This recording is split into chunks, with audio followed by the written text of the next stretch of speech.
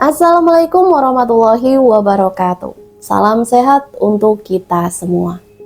Semoga kita semua selalu dalam lindungan Allah Subhanahu wa Ta'ala ya. Amin ya Rabbal 'Alamin.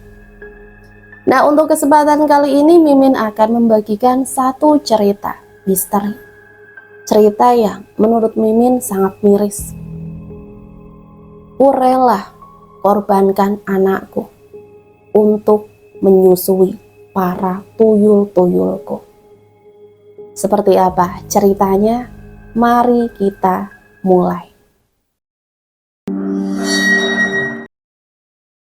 Kukorbankan anak semata wayangku untuk menyusui tuyul-tuyulku. Berkali-kali telingaku terasa panas karena mendengar olok-olok tetangga pada Astuti putriku. Mereka bilang jika Astuti penyakitan karena tubuhnya terlalu kurus jika hanya berkisar 40 kg untuk remaja berusia 18 tahun dengan tinggi 160 cm. Bahkan yang lebih sadis, mereka menganggap aku sebagai ibu yang abai pada anakku. Tidak pernah membawa berobat atau konsultasi pada ahlinya. Mengenai keadaan Astuti yang dilihat begitu mengenaskan, kata mereka. Mereka hanya tidak tahu saja bagaimana aku melakukan putriku agar dia hidup berkecukupan dengan segala fasilitas mewah yang aku berikan, terlepas dari tubuhnya yang semakin kurus. Seperti pagi ini saat aku sedang menyapu halaman rumah yang penuh dengan daun-daun mangga yang gugur ke tanah akibat hujan disertai angin semalam. Wah, bersih-bersih jeng, biar tambah disayang sama suami, kelakar Bu Desi. Wanita yang mengenakan daster kelelawar selutut dipadukan jilbab lebar yang menutupi hampir separuh tubuhnya itu. Sepertinya baru saja ke pasar atau warung, tangannya penuh dengan bungkusan plastik berisi belanjaan. Aku tersenyum seraya balik bertanya basa-basi. Habis belanja, Bu? Wah, masih pagi, sudah dapat banyak begitu, pantas disayang suami. Aku memuji, membuat wanita bertubuh tambun itu tersanjung memamerkan deretan giginya dari balik bibir lipstik merah merona yang ia oleskan. Iya dong jeng, istri teladan ini. Ya walaupun 30 tahun menikah, belum dititipin anak, suamiku tetap betah, tidak masalah. Mungkin karena begini ini jeng. Aku masih tersenyum dengan kesombongan yang ia pamerkan sebelum wanita itu lanjut bicara. Lagi pula daripada punya anak seperti Astuti. Ngomong-ngomong jeng, kenapa ya Astuti kok kurus sekali? Jalani program diet atau sedang sakit? Atau... Tanyanya tanpa tedeng aling-aling, menyebalkan sekali. Memangnya kenapa dengan Astuti? Hanya bertubuh kurus, apa jadi masalah untuk kalian? Aku sangat heran. Aku mengubah mimik wajah yang tadinya tersenyum ramah, kini menjadi sinis karena mendengar ucapannya. Tidak kok, memang dasarnya keturunan saja. Saya juga tetap langsing seperti ini, walaupun aku banyak uang dan banyak makan. Aku berbalik menyombongkan diriku, membuat wanita gemuk di hadapanku melorok. Tidak suka. Kirain penyakitan, masih muda tapi wajahnya sudah seperti orang tua, kasihan sekali. Sambil berlalu, Bu Desi sekali lagi mengejek Astuti. Aku yang mendengar ocehan itu mengangkat sapu lidi, seraya mengayunkan ke arahnya dengan pura-pura. Jika saja memukul kepalanya tidak ada hukuman, pasti sudah kulakukan sebelum wanita itu pergi. Astuti mengenakan dress lengan pendek berwarna pink muda, dress yang kemarin kubelikan di toko pakaian langgananku. Di depan lemari kaca di kamarnya, putriku memutar badan, mengecek depan belakang penampilannya yang tampak anggun dan cantik. Bibirnya tersenyum sesaat setelah tahu penampilannya begitu ayu. Cocok sekali dipakai sama aku, Bu, katanya saat menoleh ke sisi pintu di mana aku berada. Aku mendekat lalu merapikan rambut hitamnya yang tergerai saat berlenggak-lenggok tadi. Memang itu sebabnya tidak perlu hiraukan apa kata orang. Ya, aku menasehati seraya menatap wajahnya. Gadisku ini pasti sudah sering mendengar omongan-omongan pedas tentang dirinya di luar sana. Astuti cemberut, mungkin saja ia ingat salah satu omongan manusia laknat itu. Loh, baru ibu ingatkan, sudah cemberut lagi. Astuti mengangkat wajahnya lalu segera tersenyum kembali, seraya mengangguk menyetujui nasihatku. Contoh kebahagiaan seperti itu yang sering kuberikan kepada Astuti.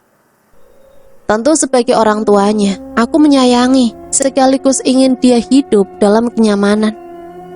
Namun terkadang aku bertanya pada diriku sendiri, mengapa hanya Astuti yang kuperlakukan seperti ini? Setelah kedua putriku yang lain lebih dulu pergi. Lagi-lagi karena alasan sialan itu, kemiskinan. Iya, hidup kekurangan membuatku tidak mampu membahagiakan mereka berdua. Bahkan mereka lebih sering menanggung perih di perutnya yang kelaparan karena dapur di rumah kami tidak mengepulkan asap untuk memasak. Andai saja suamiku dulu menolak untuk melakukan pekerjaan ini, mungkin saja Astuti mengalami nasib serupa dengan kakak-kakaknya. Bu, seketika suara itu membuyarkan lamunan kenangan pahit yang baru saja kuputar. Iya, Nduk. Ibu kok melamun? Tanyanya seraya memincingkan matanya. Iya, Nduk. Ibu membayangkan kamu dipinang pria. Tentu hidup ibu akan begitu kesepian nantinya. Kalau sampai putriku ini dibawa sama pangerannya, gurauku berbohong. Astuti terkekeh lirih dengan jemari lentiknya menutup area mulutnya. Ibu ada-ada aja pikirannya. Kalau sudah, jangan lupa sarapan sebelum kamu pergi ke rumah Nining ya. Ibu sudah masakin udang tepung kesukaan kamu, pintaku sebelum berlalu dari kamar Astuti. Gadis itu mengangguk, kemudian kembali sibuk merias wajahnya. Pukul 8:30 malam, dua anak kecil berlari ke sana kemari di pojok ruangan yang sebagian sisanya tidak terjamah cahaya, mengikuti mainan yang sengaja tersedia di ruangan termahal ini. Disinilah tempat kerjaku bersama Dipjo, suamiku. Walaupun tanpa suara, aku tahu jika mereka bahagia di rumah ini. Rumah yang kubangun jauh lebih baik daripada gubuk reot peninggalan orang tuaku dulu. Meski di tanah yang sama, atas jerih payah kami berdua, aku dan Dipjo. Tentu semua ini dari bantuan mereka juga. Dua bocah kecil yang kuambil dari kakek buyut sebelum kematian beliau. Warisan katanya. Aku menyeringai sebelum akhirnya melepaskan tawa yang keras, bangga dengan pencapaianku selama ini. Sementara dua anak kecil di pojok sana seakan-akan tidak peduli. Mereka terus bermain dan hanya akan menatapku jika ia kehausan. Setidaknya untuk waktu yang lama, aku tidak khawatir. Sebab sebelum Astuti bangun pagi, semalam mereka berdua sudah menunggu minumannya sampai mereka puas. Tapi kalau tidak, maka dengan terpaksa, aku sendiri yang harus memberi mereka minum. Sebelum kupaksa mereka bekerja malam ini. Munah, beri aku uang. Suara Dipja muncul setelah kepalanya menyembul dari pintu ruang kerja itu. Aku terkesiap, hampir saja badanku terjungkal ke belakang jika kursi yang kududuki tanpa penyangga. Mengagetkan saja. Lelaki tua itu bersungut-sungut. Aku membuka laci lalu memberi selembar rupiah yang cukup untuk membeli kopi dan rokok. Seperti biasanya saat nongkrong cari mangsa. Melihat dua anak kecil di pojok sana, Dipjo menghampiri. Sesekali mulutnya komat-kamit, entah berbicara apa pada mereka.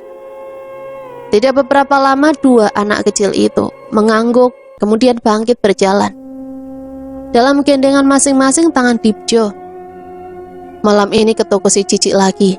Pintaku sebelum lelaki itu lenyap dari pandangan bersama kedua bocah itu. Tanpa menjawab, Dipjo lalu mengabaikan ucapanku. Sepertinya ia sudah paham apa tugasnya selama mengajak mereka pergi. Aku terbangun tepat pukul 4 dini hari, memastikan bahwa Dipjo dan dua bocahku sudah kembali. Tetapi kali ini aku harus menerka-nerka kemana mereka bekerja. Sementara subuh hampir saja tiba dan mereka belum juga muncul batang hidungnya. Baru saja aku bangkit duduk di tepi ranjang untuk mencari di luar kamar. Suara pintu terbuka dengan sendirinya dan pelan. Aku melihat Dipjo masuk seraya merogoh saku celana, hendak memberi hasil kerjanya pada aku malam ini. "Tumben jam segini baru pulang?" tanyaku dengan suara serak. Dia pun terdiam kemudian melempar dengan bangga lembaran-lembaran merah yang keluar dari sakunya ke atas kasur. Mataku berbinar seketika dan segera meraup kertas bernilai itu dengan perasaan bahagia luar biasa. "Ini banyak sekali, Pak," ucapku dengan bibir tersenyum lebar. "Ya tahu sendiri, mereka ambilnya sedikit-sedikit, jadi aku harus mencari ke beberapa tempat. Sampai hampir subuh begini," rutuk lelaki itu. Aku mencoba tidak peduli dengan keluhan Dipjo yang tubuhnya kelelahan. Itu bagus sekali, artinya menemukan tempat baru untuk berburu rupiah di hari-hari berikutnya. Setelah sibuk dengan tumpukan uang di lemari, aku bergegas pergi keluar kamar, membuka pintu ruang kerja dengan pandangan meneliti ke seluruh sudut tempat untuk menemukan dua bocah itu. Mereka harus segera kuberi minum sebelum Astuti terbangun. Namun sayangnya saat ku menemukan mereka dan hendak membawa kedua bocah yang kini sudah meneteskan liurnya begitu parah, azan subuh berkumandang. Terpaksa kususui mereka di ruang kerja sebelum mereka mengamuk dan mengacau seperti dulu. Ya, awal kerjasamaku dengan mereka tidak berjalan baik. Aku sempat mengalami luka di sekujur badanku akibat amukan dari dua makhluk menjijikan ini. Karena tidak tahu jika mereka harus diberi minum setidaknya sekali dalam sehari. Kalau tidak diberi, aku yang menanggung akibatnya sendiri.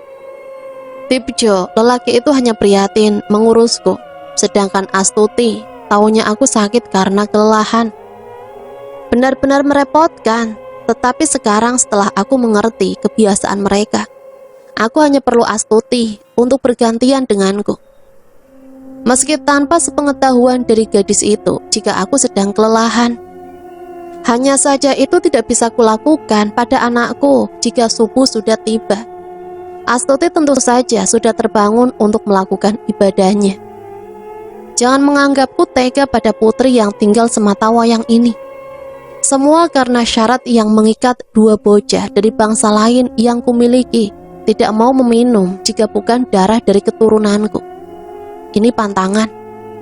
Jika bisa, tentu saja kulakukan pada tetangga-tetanggaku yang subur agar perewanganku puas meneguk minum banyak dan giat bekerja. Membayangkan itu, aku jadi tergugah sendiri. Sementara dua bocah di pangkuanku menatap dengan seringainya, mengerikan, tanpa melepas minumannya masing-masing. Seperti biasa, Astuti menghampiriku di dapur setelah sholat subuh.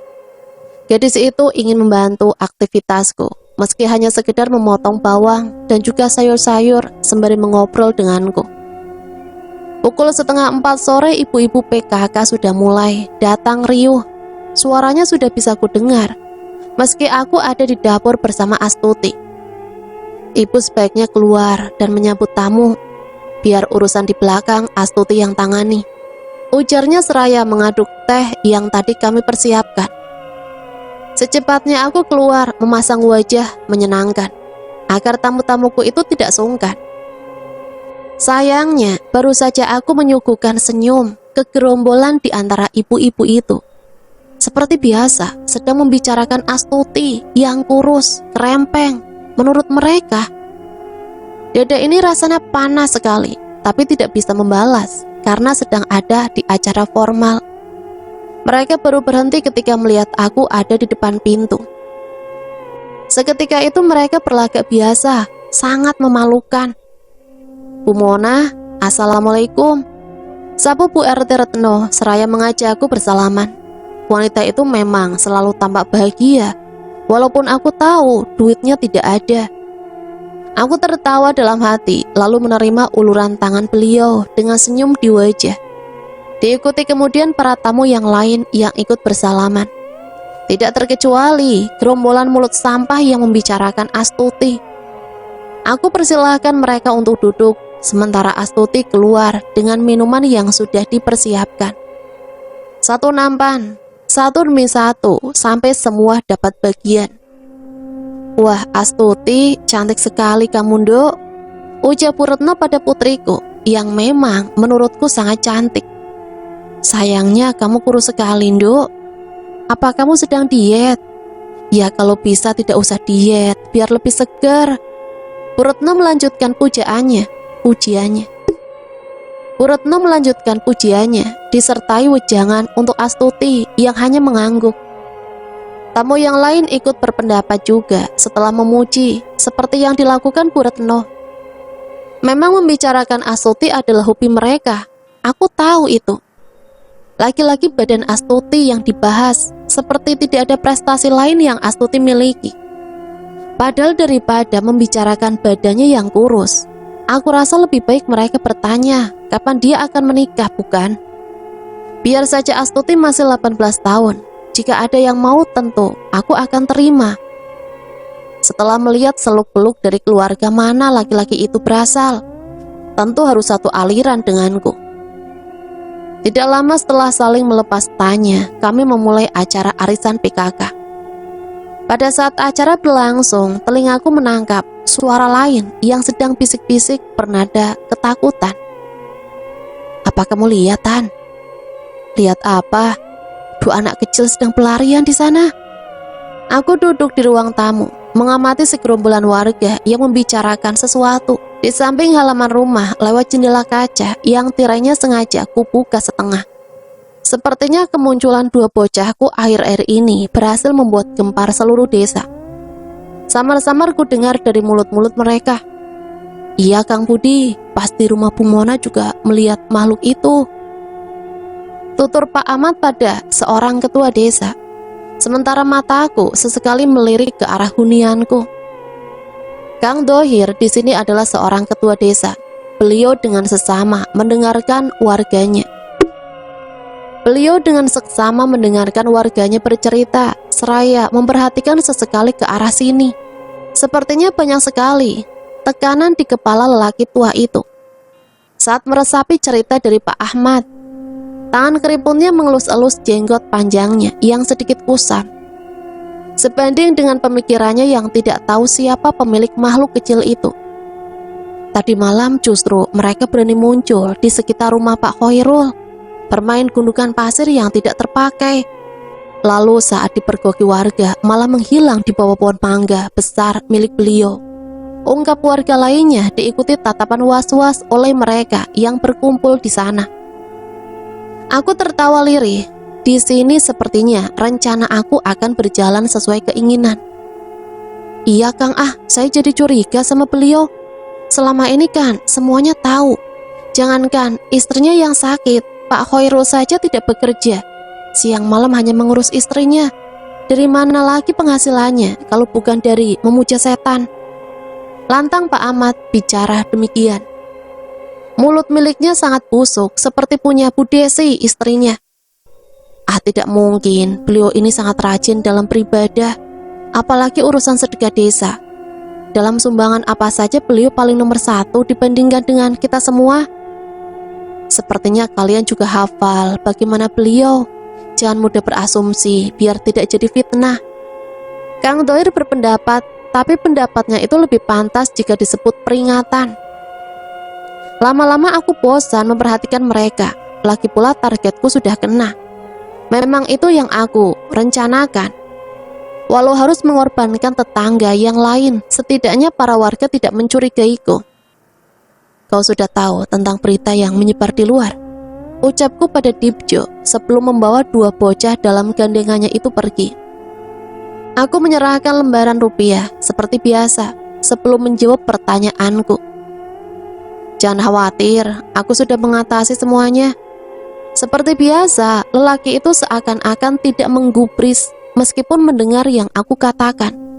Malah berlalu keluar dan segera menutup pintu tanpa sepatah kata pun. Di ruangan ini banyak rahasia yang kusimpan dan rencana yang sudah kurancang. Di ruangan ini pula semua bisa aku selesaikan dengan dupa dan mantra. Mengapa aku tega pada warga lainnya? membuat mereka semua agar mau menuduh orang yang tidak bersalah. Tentu ada sebabnya. Kemiskinan yang menjerat leher keluarga kami dulu itu salah satu alasannya. Suara Astuti terdengar dari balik pintu setelah jemarinya mengetuk beberapa kali. Iya nak, aku berseru agar ia tahu kalau aku merespon panggilannya barusan. Boleh aku ke rumah Nining, Bu? Astuti bertanya dengan suara tidak kalah seru. Kulirik jam dinding menunjukkan pukul 9:30 malam. Waktu yang biasa Dipjo gunakan untuk pergi bekerja. Aku beranjak dari kursi lalu menghampiri Astuti yang masih berdiri dengan setia menunggu jawabanku. Ada perlu apa nak? Ini sudah malam, besok saja kalau tidak begitu penting. Kataku setelah keluar dari ruang kerja, membuat Astuti merengut mendengar jawaban itu. Aku lupa mengembalikan buku yang kemarin kupinjam darinya, Bu. Takut ini terlalu penting. Astuti memberi alasan yang cukup masuk akal. Tuntunan sholat dan doa-doa harian yang kubaca dari sampul buku yang Astuti tenteng itu. Aku memperhatikan Astuti dalam-dalam dari wajahnya yang lesu karena perbuatanku. Sebenarnya dia memiliki pancaran garis-garis keimanan pada Tuhan yang tidak aku punya. Aku benci hal itu. Bukankah selama ini kehidupannya yang sejahtera adalah hasil dari usahaku? Persetan dengan Tuhan yang katanya ada, tapi hanya membuatku sengsara. Bahkan mengambil 2 anakku. Aku malas mengenang rasa sakit itu. Kamu kan bisa mengembalikannya besok nak, lagian ini sudah malam, ujarku sembari mengelus rambutnya. Baiklah Bu. Seperti biasa, Astuti tidak membantah. Gadis itu akhirnya balik ke kamar, mengurungkan niatnya. Setelah gadis itu benar-benar masuk ke bilik, aku kembali ke ruang kerja. Ruang yang hanya aku dan Dipjo dan 2 makhluk peliharaan kami yang boleh masuk ke sana. Astuti tidak pernah kuizinkan, apalagi orang lain. Padahal ruangan ini persis di depan kamarnya. Hanya saja seperti yang kubilang, Astuti memang penurut. Di dalam ruang kerja aku menatap nyalang ke depan, dalam hati membaca mantra ditemani cahaya temaram, agar Dipjo dan para bocah-bocahku lancar dalam melakukan aksinya. Tidak ada yang sia-sia selama ini.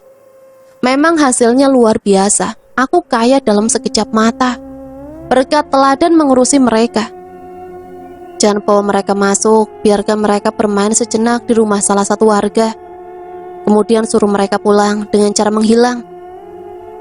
Laranganku dipatuhi Dipjo.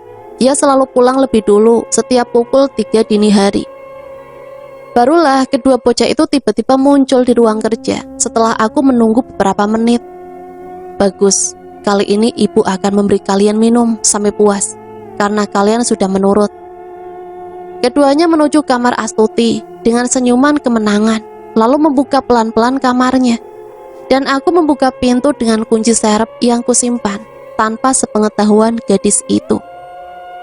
Di sana, di atas pembaringan, kedua makhluk yang kini mulai mengeluarkan liur menjijikan dan taring yang tajam, dengan segera menubruk tubuh Astuti yang sedang terbuai mimpi. Kampung kembali geger karena semakin banyak yang mengaku kehilangan uangnya secara misterius. Ada yang hilang di bawah tumpukan pakaian, di dalam celengan, sampai di dalam brankas. Yang sudah diberi bawang aneka macam pun tetap saja hilang. Aku yang mendengar desas-desus itu saat pergi ke warung penjual kelontong paling komplit di desa ini. Sampean harus hati-hati, Bi, jangan sampai kecolongan. Bisa-bisa bangkrut toko sampean. Modal habis karena tuyul. Salah satu pembeli mengingatkan dengan mata mendelik, tidak karuan. Sementara Pinky tetap tenang. Wanita dengan aneka gelang emas berbagai model di kedua tangannya hanya mesam-mesem, meremehkan ucapannya. Masa diambil 100-200 saja bangkrut, Bu? Ya saya anggap saja sedekah begitu, ucapnya sambil menyodorkan totalan belanjaanku. Lah, ini ada Bu Mona. Sampean sudah pernah rumahnya disambangi, itu belum? Sampean kehilangan berapa juta, Bu? Tanya wanita itu terus bercerita, menggebu-gebu. Macam sudah pernah uangnya, aku ambil saja. Aku menatap dan menjawabnya dengan tegas. Tidak ada yang hilang, soalnya pas di rumah saya banyak ibu-ibu PKK. Bisa jadi mereka tidak ambil uang saya, karena sudah ambil punya ibu-ibu yang hadir. Aku menjabarkan dengan jujur. Wajah Lek Tini melongo mendapat jawabanku. Seperti sedang merencanakan pertanyaan lain yang sekiranya sudah dikorek sebagai informasi untuk bergosip. Aku tidak peduli. Setelah membayar total belanjaan, aku permisi pulang. Mona, sepertinya kita harus istirahat sejenak. Dipja mulai meletakkan pantatnya duduk di sebelahku untuk membicarakan sesuatu yang sepertinya sangat penting. Lihat ini, pinta suamiku dengan wajah seperti menahan nyeri. Seraya menyingkap ke arah bajunya yang sampai ke dada. Ada memar tidak biasa di sana. Aku melihat itu. Apa ini, Pak? Aku terperanjat, segera menyingkap lebih lebar kerah bajunya agar tahu dengan jelas luka apa yang dia derita sebelum melanjutkan ceritanya. Semalam, salah satu dari bocah itu tertangkap warga yang sedang ronda. Aku melihat Dohir menyergapnya dengan sajadah. Untung saja bocah itu bisa lolos. Tapi saat Dohir dengan asal mengayunkan sajadahnya ke udara, mencari keberadaan mereka yang tidak tampak, sabetan sajadah itu tepat mengenai dada salah satunya, dan aku pun terpental. Ronda sejak kapan diadakan ronda di lingkungan ini? Bahkan Bapak tidak mendapatkan giliran untuk tugas jaga itu. Ya, ini juga salah satu akibat yang akan kami terima jika peliharaan kami tertangkap atau bernasib buruk. Luka yang dialami dua bocah kami akan terasa di badan kami. Itu sebabnya aku sangat berhati-hati dalam hal seperti ini. Kau ada di mana saat kejadian? Tanyaku penasaran. Sekitar rumah Rashid. Rashid, Arab juragan karpet impor itu. Sepertinya kelompok ronda itu memasang jebakan untuk tuyul kita di tempat Rashid menyimpan uang. Sebab aku melihat Rashid ada di dalam kelompok itu juga. Pasti dia memberitahu warga jika sering kehilangan uangnya. Dipjo berusaha menjelaskan segamblang mungkin padaku. Aku mengangguk. Hal itu bisa saja terjadi. Rashid, kukira mulutnya tidak bisa bicara. Ternyata di balik diamnya, ia sedang menyusun strategi untuk mengungkap dalang dari hilangnya uang dalam brankasnya. Kurang ajar sekali. Aku memperbaiki kerah bajunya. Pikiranku mulai bekerja keras, merencanakan sesuatu. Tepatnya solusi apa yang bisa aku gunakan untuk mengatasi semua ini. Biar nanti ku selidiki, sembuhkan dulu luka itu.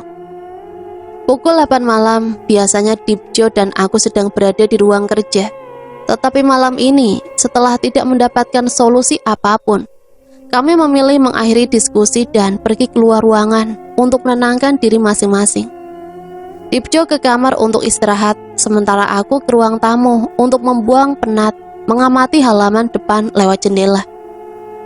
Seperti biasanya, di luar hujan deras, rintiknya jatuh menetes ke batu-batu di luar rumah. Sayangnya ide itu tidak sederas air di sana. Pikiranku tidak tahu harus menggunakan cara apa untuk masalah yang ada sekarang ini. Namun baru saja tubuhku bangkit dari kursi, hendak pergi ke kamar, aku melihat Astuti berjalan menghampiri dengan jemarinya yang saling meremas. Oh, Astuti boleh bicara. Gadis itu berdiri di hadapanku dengan tatapan ragu-ragu. Duduk, Nduk. Aku kembali duduk seraya menepuk kursi di samping untuk Astuti. Setelah sedikit menggeser badanku. Begini, Bu, aku ingin belajar ngaji di rumah Nining. Apakah boleh, Bu? Tanyanya setelah duduk di kursi. Belum selesai permasalahanku sendiri, ditambah lagi keinginan Astuti yang aneh. Rasa pusing tambah berkali-kali lipat bersarang di kepala ini. Kenapa tidak Nining saja yang kesini, Nduk? Aku memberanikan diri memberi saran. Ternyata saranku itu membuat wajah Astuti begitu berbinar. Boleh, Bu. Diraihnya jemariku dengan tatapan antusias, membuat matanya yang cekung sedikit menyipit saking bahagianya. Aku mengangguk untuk meyakinkannya. Lalu dengan segera Astuti memelukku sebagai rasa terima kasih. Setelah itu ia kembali ke kamarnya, meninggalkanku yang masih duduk di ruang tamu, membiarkan berlalu. Di sela dikerimis yang berisik, aku teringat kejadian 10 tahun yang lalu. Tentang anak-anakku, mengaji, sholat, puasa, aku pun pernah melakukannya. Dulu saat kedua putriku yang tiada masih ada. Waktu itu mereka berdua menginjak umur 12 dan 10 tahun. Sedangkan Astuti baru berusia 2 tahun dan masih dalam kemiskinan.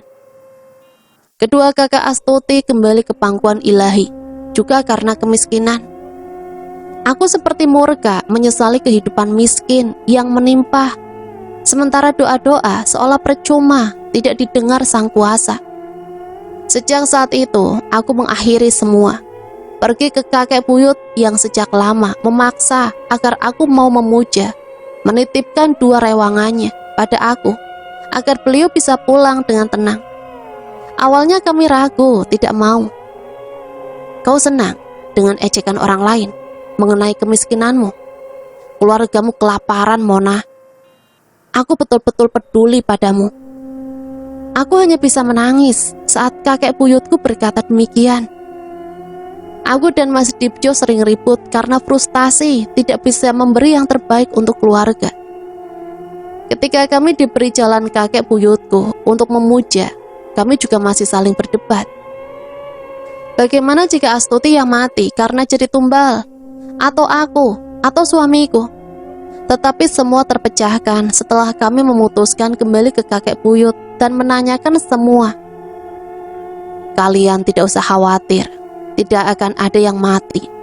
Kalian hanya perlu memberi mereka minuman, itu sudah cukup, ujar kakek yang akhirnya mampu membuat kami mantap menerima keduanya menjadi bagian keluarga ini. Kini 16 tahun sudah berlalu, kehidupanku sudah benar-benar berubah, tentunya tanpa campur tangan Tuhan. Lalu apa? Ini Astuti ingin belajar mengaji. Aku tersenyum sinis. Aku mengakhiri lamunanku di ruang tamu, kemudian bangkit berdiri untuk pergi ke kamar. Sore setelah asar, Nining mulai mengajari Astuti mengaji di sini. Kata Nining, ibu juga boleh bergabung kalau ibu mau. Astuti melaporkan rencana belajar ngajinya saat kami sedang sarapan. Aku mendengar ucapan Astuti hanya melirik sejenak, lalu kembali sibuk dengan hidangan di piringnya. Tidak, ibu ada urusan sore nanti. Ya, sebagai ganti jam kerja yang berantakan karena diincar oleh warga, aku berniat keliling bersama 2 bocah itu sore ini. Dan sore seterusnya, sampai semuanya kembali normal seperti dulu. Astuti mengangguk, sepertinya ia paham jika aku memang sibuk bekerja. Pekerjaan yang ia tidak tahu sama sekali. Ngomong-ngomong, Nduk, Nining itu berasal dari keluarga yang seperti apa sih? Ibu lihat-lihat cuma dia yang dekat sama kamu. Tanyaku mengorek informasi tentang gadis itu. Astuti merampungkan aktivitas makannya, lalu meneguk air putih di gelasnya sebelum menjawab pertanyaanku dengan wajah antusias. Ibu tidak tahu, hanya dia, Bu, yang mau berteman denganku sejak SMP. Dia juga seorang Ning di desanya. Nama sebenarnya Alia Humairah. Nining hanya panggilanku padanya karena tidak bisa menyebut namanya dengan sembarangan, takut tidak sopan. Aku menekuk ludah, jantungku bahkan berdebar lebih kencang dari biasanya. Sebelum Astuti menceritakan gadis itu secara keseluruhan. Ibu tahu Kiai Soleh, beliau itu ayahandanya, Bu. Telingaku bak disambar petir mendengar Astuti menjelaskan siapa Nining sebenarnya. Di ruangan temaram yang sebagian sisanya tidak terjamah cahaya, 2 anak kecil bermain, berlarian ke sana kemari. Selanjutnya mereka berdiri cukup lama di depan cermin besar yang memang terpasang di ruangan ini. Di depan sana mereka sangat senang, saling bergantian memandangi pantulan diri masing-masing. Mata bulat lebar dengan bola mata hitam, hampir seluruhnya. Daun telinga lebar, memanjang, gigi-giginya yang runcing dan menguning, lebih buruk dari besi yang berkarat. Itulah wajah asli mereka sesungguhnya. Aku bergidik Jijih, penampilan itu jauh berbeda dengan saat kami akan membawa keluar. Detik berikutnya, mereka menatapku, berlari secepat kilat, menyergapku, membuka kancing baju yang tadinya menutup bagian sensitifku, lalu dengan brutal menyesat buah dadaku sampai mereka kenyang. Di ruangan temaram ini, tanpa siapapun tahu, akulah tuan yang melayani budaknya. Makanan sudah tersaji di atas meja sederhana. Telur dadar dan juga bihun goreng. Aku melirik jam menunjukkan angka 8 pagi. Mungkin saja Astuti tergesa ke sekolah sehingga tidak sempat membangunkanku hari ini. Aku duduk di kursi meja makan. Dipjo menyusul kemudian ikut bergabung. Bikinin aku kopi dulu, Bu, mataku berat sekali. Tanpa bicara aku segera meladeninya. Kenapa tidak bisa tidur? Itu akibatnya kebanyakan tidur kau itu. Perutuku sembari menunggu air dalam termos. Dipjo tidak menyaut, jemarinya semakin cepat memijat bagian dahinya yang mungkin terasa pening. Tiba-tiba saja aku teringat tentang mimpi semalam. Di dalam mimpi itu, aku sedang menyusui 2 rewanganku itu di dalam ruang kerja. Lalu samar-samar aku melihat seseorang mengintip dari balik pintu. Mimpi, mataku tercengang, spontan ingatan itu membuatku linglung. Kopi yang kubuat tadi segera kusajikan, sementara pikiran mulai berkelana pada suatu kemungkinan tentang mimpi buruk semalam.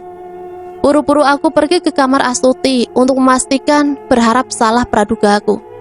Setelah pintu kamar Astuti terbuka, pandanganku mengitari seluruh area dari sudut ke sudut lainnya. Kemudian masuk ke ruangan berukuran 3 kali 4 meter yang selalu mengeluarkan bau harum dengan tatanan rapi seperti yang Astuti sukai. Tirai jendela masih tertutup dengan rapat, membuat cahaya matahari yang sudah menghangat tidak mampu menerobos ke dalam. Buku-buku tetap tersusun rapi di lemari. Tas yang masih menggantung di tempatnya, juga sepatu. Astuti tidak menggunakan sepatu pergi ke sekolah. Aku tahu Astuti hanya memiliki 3 pasang sepatu yang ia gunakan secara bergantian setiap 2 hari sekali. Sedangkan di rak sepatu ketiganya utuh, tidak terpakai. Tergesa-gesa aku kembali ke ruang makan membawa segudang tanda tanya tentang Astuti.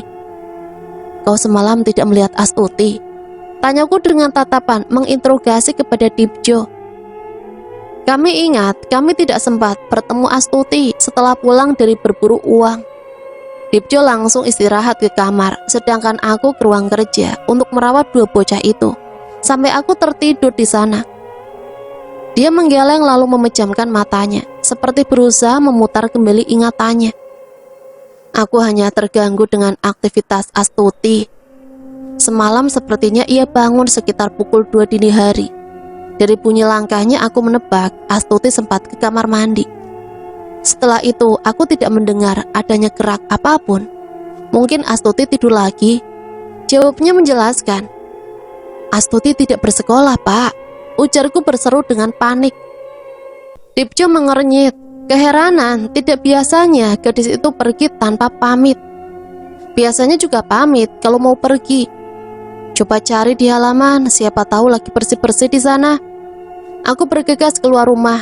Lagi-lagi pandanganku menyatu sekeliling untuk mencari keberadaan Astuti. Aku bergegas keluar rumah. Lagi-lagi pandanganku menyapu sekeliling untuk mencari keberadaan Astuti. Bu Mona, baru kelihatan. Terdengar suara menyapa. Wanita itu tersenyum begitu ramah. Aku sempat menoleh padanya sekilas, tapi aku yang sedang panik tidak mempedulikannya dan langsung masuk kembali untuk melaporkan tidak adanya Astuti di luar rumah kepada Dipjo. Tidak ada, Pak. Aku semakin panik. Dipjo berdiri lalu pergi ke kamar Astuti untuk memeriksa sekali lagi. Coba telepon ke sekolah, Bu. Barangkali ada di sekolah. Aku menurut, pergi ke ruang tengah dan segera menekan nomor telepon sekolah Astuti. Selamat pagi, ada yang bisa saya bantu? Suara seseorang menyapa di ujung sana. Mohon maaf, apa bisa berbicara dengan siswa bernama Astuti Riani, kelas 12B jurusan Tata Boga? Saya ibunya. Pintaku mencoba untuk tenang. Sementara Dipjo duduk memperhatikan, menunggu kabar Astuti dari seseorang yang menjawab teleponku. Baik, tunggu sebentar ya Bu. Mohon maaf Ibu, siswi dengan nama Astuti hari ini tidak masuk. Ada yang bisa kami bantu Bu? Mendengar jawaban dari sana, sambungan telepon segera kumatikan tanpa berbicara apapun. Aku mengusap wajah dengan cemas lalu berjalan mondar-mandir di depan meja. Kemungkinan di mana Astuti saat ini? Tanpa pikir panjang lagi, semua harus kuselesaikan saat ini juga. Aku memasuki ruang kerja. Seperti biasa, keadaan pertama yang kami lihat adalah dua bocah yang sedang asik bermain. Aku mendekati mereka, duduk mensejajarkan tubuh dengan makhluk itu, lalu membisikkan sesuatu di telinga masing-masing. Temukan Astuti untuk kami. Ada tatapan bengis dari keduanya setelah tahu apa yang kupinta. Tapi setelah itu mereka lenyap pergi melakukan tugasnya. Dalam ruang gelap berpadu bau dupa yang sangat pekat ini, nyala sebatang lilin menerangi sedikit tempat yang aku duduki. Hanya dengan cara ini aku bisa menemukan di mana keberadaan Astuti, dibantu kedua makhluk halus yang sudah lebih dulu pergi mencarinya. Aku menutup mata dengan rapat, sedangkan mulut komat kamit merapalkan sebuah mantra. Pikiranku berusaha konsentrasi walaupun dalam suasana panik. Aku berusaha konsentrasi penuh untuk melakukan ritual telepati dengan mereka, guna Astuti. Mereka kompak menuju satu bangunan yang dikelilingi kabut tebal, kabut pelindung. Meskipun kedua bocah itu hanya mengeluarkan suara mirip seperti cicitan tikus, tetapi aku bisa mengetahui arti dari suaranya. Perlahan aku mulai berjalan mengendap, sedangkan pandanganku tidak lepas memperhatikan bangunan yang luas, yang benar-benar kokoh. Seseorang memagarinya. Aku mulai mencoba membaca dalam hati. Tulisan yang terpampang pada gapura berwarna putih di atas pintu utama. Pondok Pesantren Kiai Soleh. Aku menggeleng, tidak yakin benarkah di sana Astuti bersembunyi bersama anak itu. Assalamualaikum. Suara seorang laki-laki menyapa dari belakang. Aku merasa suara salam tadi begitu dekat, sehingga aku mematung dengan mata melirik kanan dan kiri untuk memastikan barangkali sapaan itu ditunjukkan untukku. Jikapun benar, aku tidak berniat menanggapi sama sekali. Tidak. Assalamualaikum, Maimunah binti Dullah. Mendengar namaku disebut dengan lengkap, aku menoleh seketika. Ada orang lain yang mampu melihat sukmaku selain kedua makhluk itu. Mata lelaki itu di hadapanku sekilas melirik dua bocah di genggaman tangan ini, lalu kembali menatap tegas padaku. Datanglah ke sini dengan cara baik-baik, tegasnya. Setelah meludah, tidak sudi menurut, sebagai bentuk kemarahan, aku mengumpat. Perintahnya tadi semacam dialah manusia paling baik di muka bumi ini. Begitu kurang ajar kau sebagai manusia berilmu, orang tua. Kau sembunyikan putriku di sini. Lelaki tua dengan rambut hampir uban seluruhnya, kemudian menggeleng. Dari matanya yang menyipit karena kulit yang mengendur, aku bisa mengira-ngira senjanya usia yang dia miliki. Putrimu datang sendiri, dalilnya dengan senyum mengembang, tenang. Aku yang terbakar amarah hanya bisa menatap lelaki tua itu dengan sangat benci karena mulut ini seakan-akan terkunci. Sungkan melawan dalilnya meski rasa amarah sudah diupun-upun. Besok datanglah ke sini secara baik-baik. Bawa dua rewanganmu itu sebagai petunjuk jalan. Detik berikutnya, lelaki itu tampak memutar butiran tasbih yang berada di antara jari jemarinya. Lalu dari sana muncul cahaya kecil yang berpendar, membesar dan berganti dengan cahaya lilin yang meleleh, hampir saja padam di hadapanku. Aku mendelik, tanpa melakukan mantra balik jiwa, sukmaku mampu kembali ke raga, hanya dengan satu jentikan kuku dari lelaki tua itu. Mengetahui keberadaan di mana Astuti sekarang membuatku tidak bisa memejamkan mataku. Sementara jam sudah menunjukkan angka 1 dini hari, dan aku harus ke tempat kiai itu besok dengan segera. Memang terlalu terburu-buru, tapi ini tentang Astuti. Aku yakin jika ia sudah menyaksikan apa yang kulakukan dalam ruangan ini. Ya, kemarin malam aku sempat menyaksikan sekilas. Mata seseorang membeliak di antara celah daun pintu yang terbuka sedikit. Sementara mulut sedikit menganga, menggambarkan begitu ketakutannya ia menyaksikan keadaan di dalam sana. Seseorang di balik pintu itu adalah Astuti. Benarkah? Aku menggeleng gelisah, takut jika gadis itu membeberkan semua rahasia keluarga ini kepada kiai atau pada tetangga. Tamatlah sudah riwayatku. Keesokan harinya, dari jendela ruang tamu, aku melihat seseorang berjalan memasuki halaman rumah. Wanita dengan lengan menenteng tas mahal. Siapa lagi jika bukan Saroh? Mau apa dia datang ke sini pagi-pagi? Aku merapikan rambut di depan cermin. Setelah menyesuaikan pakaian yang pantas, aku menjemput Astuti sebentar lagi. Tetapi Sarah malah berkunjung. Tidak tahu diri memang. Waktu masih pagi padahal. Permisi. Suaranya benar-benar menggelegar seperti sound system di acara hajatan tetangga, membuat Dipjo yang tengah menikmati kopinya di ruang tengah bergegas menghampiri pintu utama. Siapa pagi-pagi begini bertamu? Kita mau pergi juga, gerutu Dipjo dengan raut bersungut-sungut seraya melangkah cepat menyambangi pintu. Siapa, Pak? Aku sedikit berteriak. Aku pura-pura penasaran. Sarah, jawabnya yang setelah itu seperti berbahasa basi, mempersilahkan tamunya untuk masuk dan duduk di ruang tamu. Selanjutnya dia kembali ke ruang tengah untuk menghabiskan kopinya yang tinggal separuh. Kamu sedang apa, Muna? Aku datang membawa lamaran pernikahan anakku, Dayat, untuk Astuti. Teriak Saroh sembari mendaratkan pantatnya di kursi busa rumahku. Jangan gegabah kau ini, aku lagi ada masalah. Ucapku setelah keluar dari pintu ruang tengah, kemudian menemuinya. Masalah apa? Tanyanya dengan raut wajah ingin tahu. Kau pulang dulu, besok kesini lagi.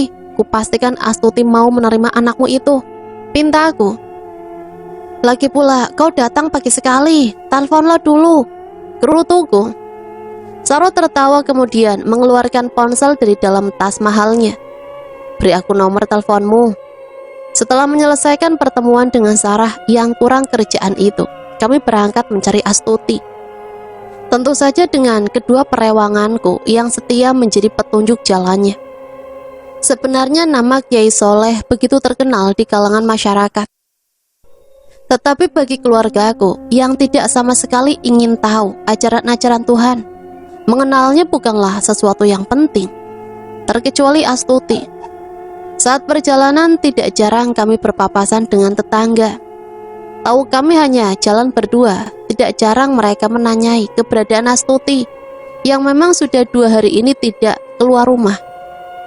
Demi tampak keadaan kami baik-baik saja di mata orang lain, aku menjawab semua pertanyaan tentang Astuti dengan bohong, mengatakan bahwa gadis ini kurang enak badan dan hanya istirahat di dalam kamarnya.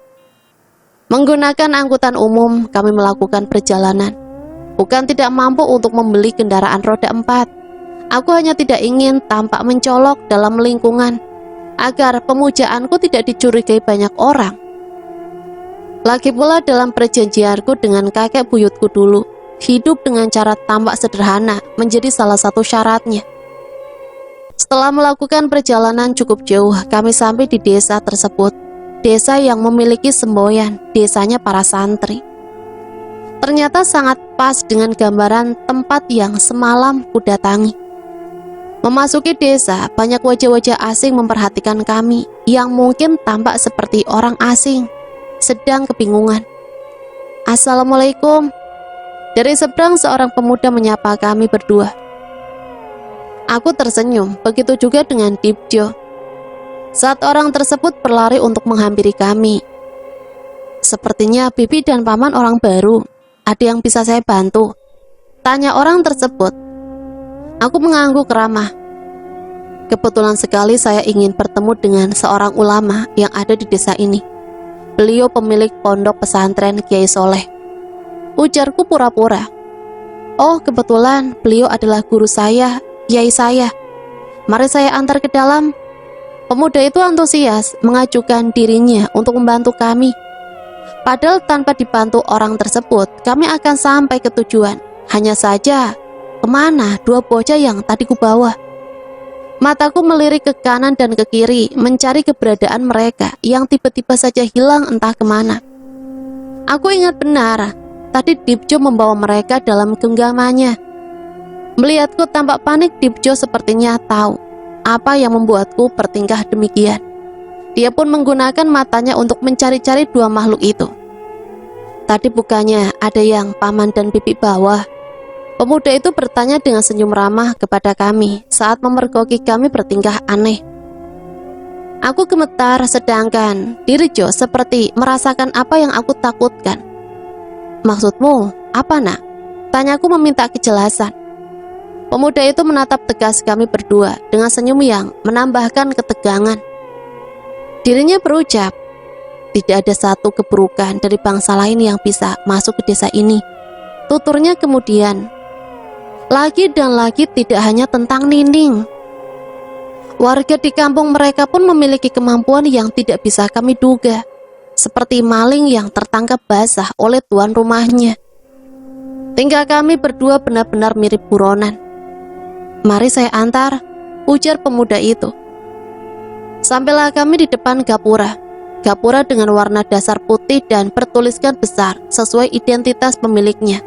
Sama persis dengan apa yang kulihat semalam. Pemuda yang mengantarkan kami tadi masuk lebih dulu, sementara kami disuruh menunggunya sejenak. Tak ingin banyak bicara, kami hanya menurut saja. Tidak berapa lama kemudian pemuda itu kembali lagi bersama seorang gadis muda yang pernah kutemui. Gamis berwarna hijau botol yang tampak kebesaran dipakai olehnya tidak membuat kecantikan gadis itu pudar. Malah justru aura ayunya terpancar pada siapa saja yang memandang. Dia berjalan lebih jauh di depan pemuda tadi untuk menyambangi kami. Neng Alia Humairah, itu dia. Assalamualaikum. Tak pernah aku membalas salam seseorang, tetapi mendengar Nining menyalami kami, bibir ini bergerak seperti diperintah untuk menjawab. Waalaikumsalam. Aku bahkan mendelik terkejut seraya menutupi bibir, tidak percaya bisa menjawab salamnya. Jika tidak sadar, gadis berparas ayu itu menatap kami dengan sejuk. Hampir saja ku tapok sendiri mulutku. Bu Mona, Pak Dipjo, mari masuk. Nining mempersilahkan kami untuk masuk. Tidak tampak gurat kebencian di matanya, berbanding dengan gusarnya kami atas tindakan yang mereka lakukan pada kami. Kami hanya ingin Astuti, kembalikan Astuti, perintahku dengan kasar. Nining tersenyum, tubuhnya yang tadi sempat berbalik ingin mengantar kami masuk, kini kembali ke posisi semula, menghadap kami berdua. Astuti ada di dalam, mari saya antar di dalam, agar Bu Mona dan Pak Dipjo bisa bicara dengan Astuti. Mari silakan. Aku bergeming, tidak mau menuruti memasuki kawasan berbau agamis. Aku sangat malas, apalagi duduk di dalam rumah yang kental dengan ajaran-ajaran agama. Aku tidak sudi. Kau tidak dengar, saya minta kembalikan Astuti. Jangan banyak basa-basi. Cetusku seraya membuang muka dan menyedekapkan tangan di depan dada. Dipjo mengelus pundakku, mengisyaratkan agar aku menurut saja. Ayolah, demi Astuti, bisik Dipjo. Aku pun melemah.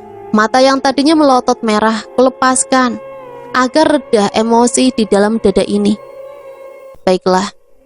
Bersama-sama kami melangkah menuju tempat yang disebut pesantren Sang Kiai. Menyusuri jalan dengan tatanan paving selebar 2 meter.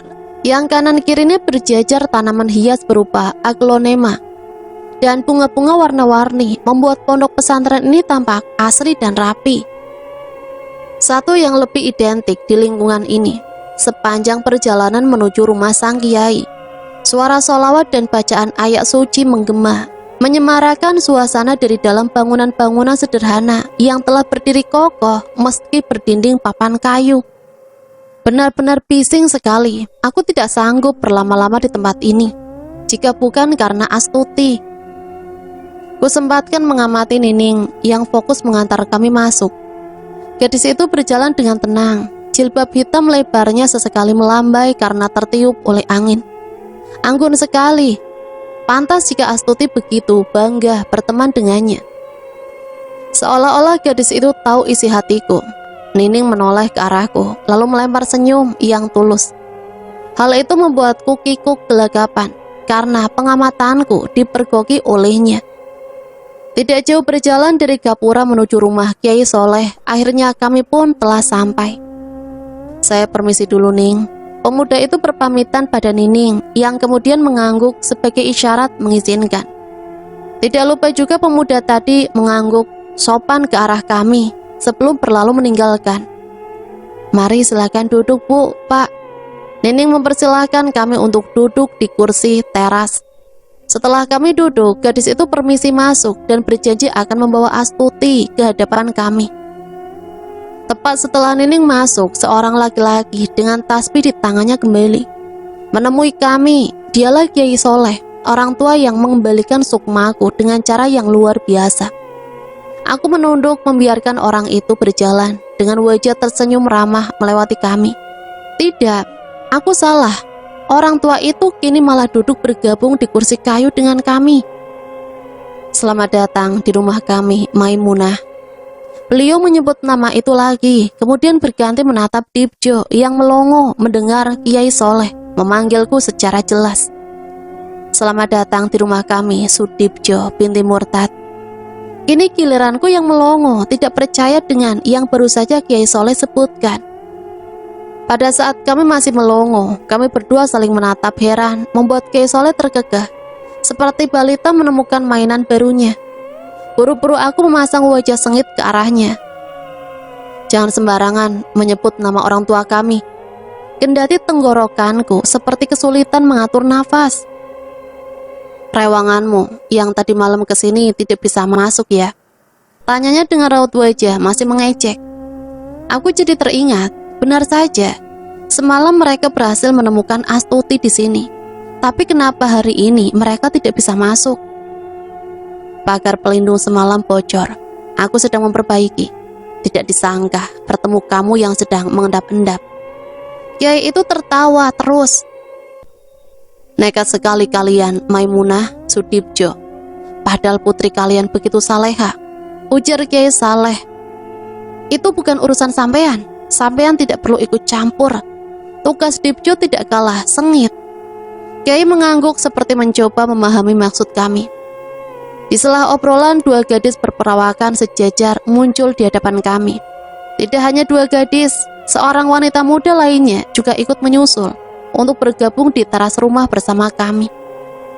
Seketika aku kaget karena melihat salah satu dari mereka adalah Astuti.